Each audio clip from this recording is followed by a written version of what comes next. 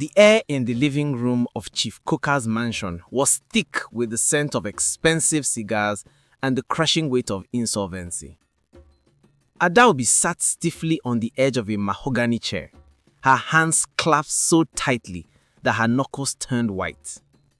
At 19, she possessed a quiet grace and eyes the color of polished obsidian, eyes that now held the stillness of a trapped animal. Her father, Papa Emeka, once a proud man whose import business had been ravaged by disastrous currency fluctuations, stood before Chief Coker, sweat beading on his brow despite the cool blast of air conditioning. He owed the chief an astronomical sum, enough to bankrupt 3 generations. The debt remains, Emeka, Chief Coker rumbled, his voice heavy with finality. But I am a merciful man.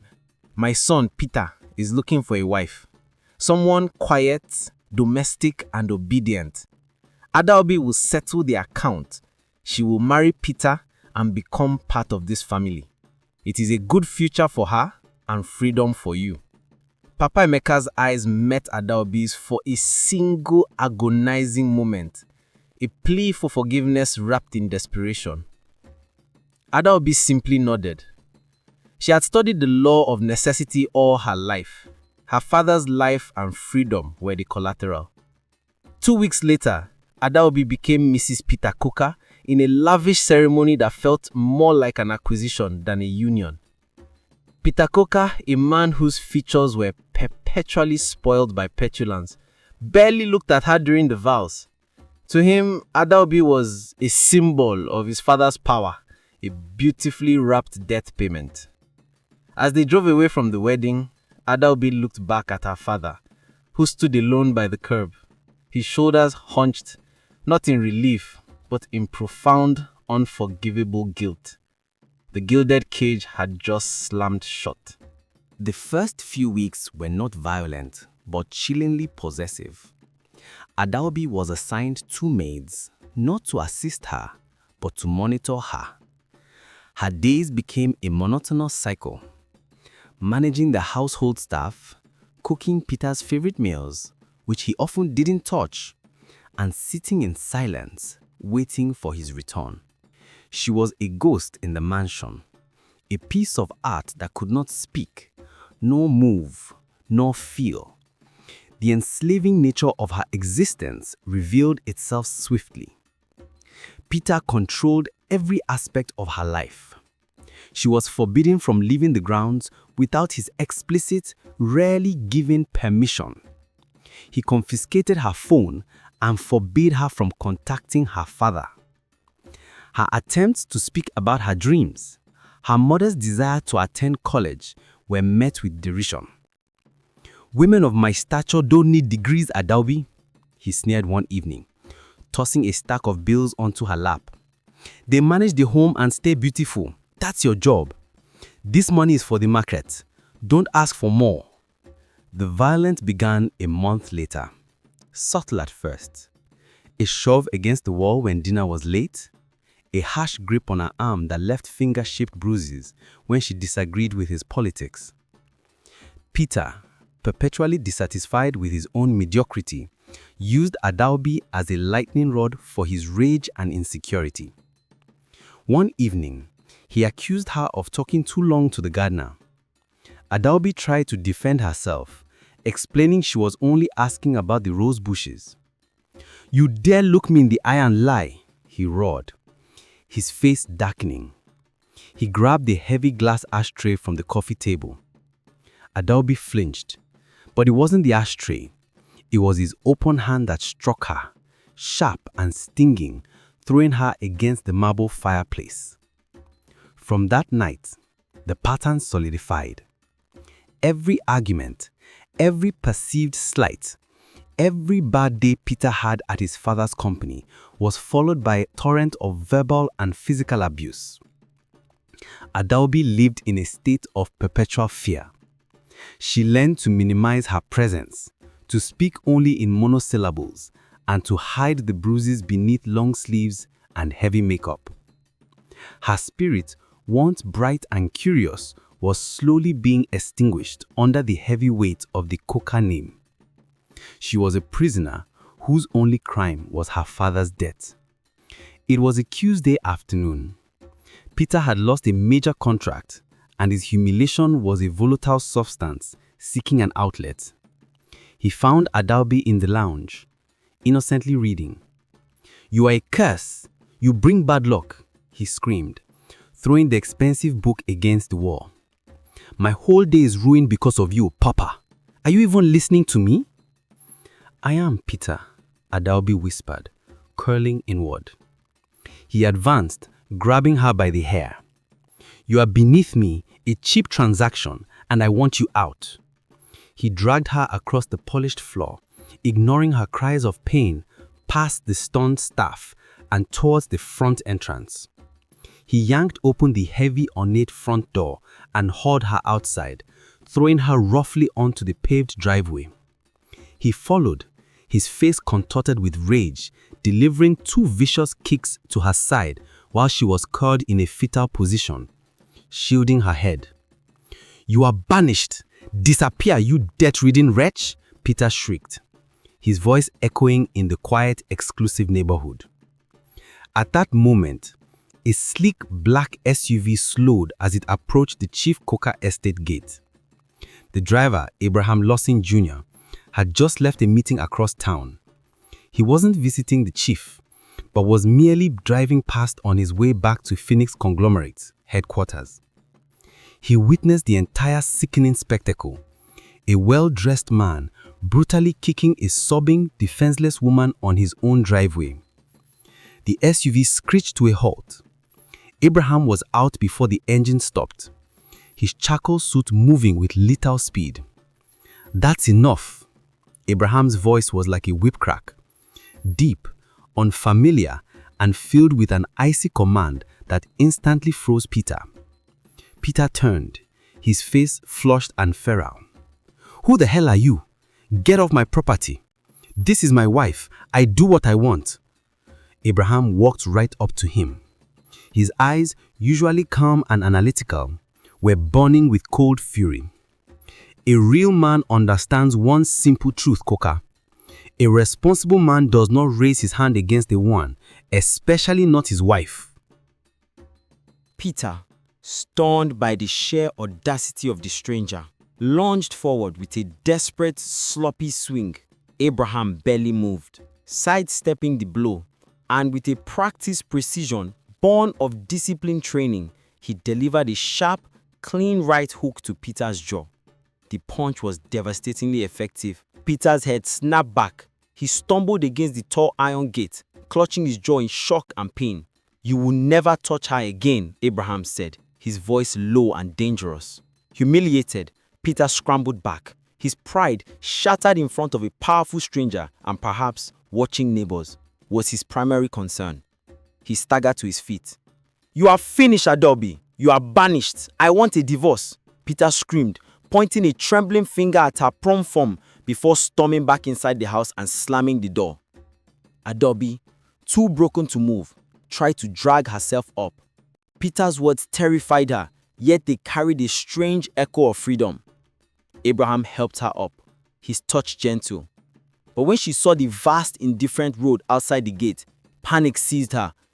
"Please, Peter," she choked out, her voice hoarse and broken, turning back towards the imposing house. "Please forgive me. I'll be better. I have nowhere to go. Please let me back in." She sank onto the pavement, pulling her skirt over her bruised legs, still begging the empty gates for the security of her gilded cage. Her despair was complete.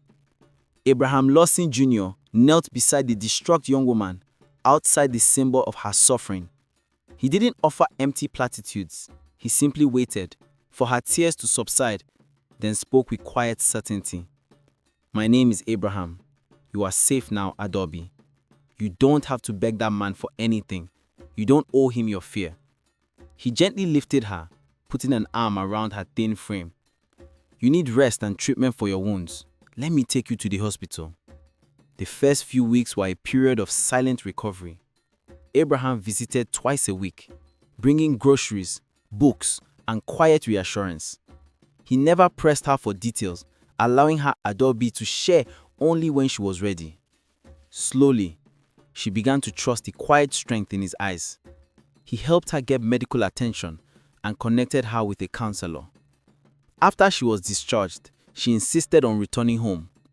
But to her horror, Peter hurled insults at her, calling her horrible names, prostitute, witch, and curse. He wasn't remorseful for putting her in the hospital or for never checking on her. He commanded the maids to throw her belongings outside and lock the gate. Abraham watched silently, then asked her a simple question. Are you ready to be saved now? After what seemed like eternity, she looked up and stammered, How? I don't know what to do. What will happen to my father? Her voice faded as she sobbed into her hands. Abraham's jaw tightened. He has seen many forms of brokenness, but this need to beg for pain was different. He said softly, I won't promise too much, but if you can trust me, I promise everything will be fine. Can you trust me? She nodded weakly. He drove her to the quiet, well-guarded compound of a close friend who was currently abroad. The friend's boys' quarters, a self-contained apartment behind the main house, was clean, bright, and utterly private. One afternoon, about a month after she had moved in, over a simple meal of jollof rice and plantain, Abraham asked about her dreams before the marriage. Adaobi confessed her love for fabric, design, and her long-ago dream of opening a small tailoring studio. I used to sew with my mother, but that was before the death, she finished softly. Abraham, the founder and CEO of Finis Conglomerates, a tech, logistics, and real estate empire, listened intensely. The death is not your story, Adaobi, he said gently. Your talent is. Let's build your story. He handed her a beautiful Samsung phone and a new SIM card. I hope you still remember your father's number. Adaobi screamed for joy, jumping up and hugging him impulsively. The following week, he leased a small, well-located space, stocked it with industrial sewing machines, fine fabrics, and hired a seasoned manager to mentor her. The business was named Adaobi's Threads. He gave her a modest stipend to manage personal expenses and paid the rent for the BQ. He framed it all as an investment, never charity, helping Adaobi regain her sense of dignity and purpose. Dedicated and naturally gifted, she poured her heart into the business. As Adaobi's Threads began to thrive, her designs quickly gained a reputation for exquisite tailoring and modern flair. The relationship between Adaobi and Abraham certainly shifted. Their check-up meetings became weekly dinners, then long, winding conversations that stretched into the night. Adaobi saw the man beneath the CEO, compassionate, driven, and genuinely kind. He was protective but never controlling. He celebrated her independence and constantly reminded her that she was the owner and the genius behind her success. Abraham, in turn, was captivated by the woman who had emerged from the chrysalis of fear. Adaobi's quiet grace transformed into radiant confidence. Her eyes, once shadowed by dread, now sparkled with the light of creation. They fell in love gradually, like two rivers merging slowly, deeply, and inevitably. It wasn't a whirlwind romance built on drama, but a bond founded on respect and shared values. One evening, after celebrating the first anniversary of her boutique, Abraham took her hand. Adaobi, I didn't save you. You saved yourself. All I did was hold the door open.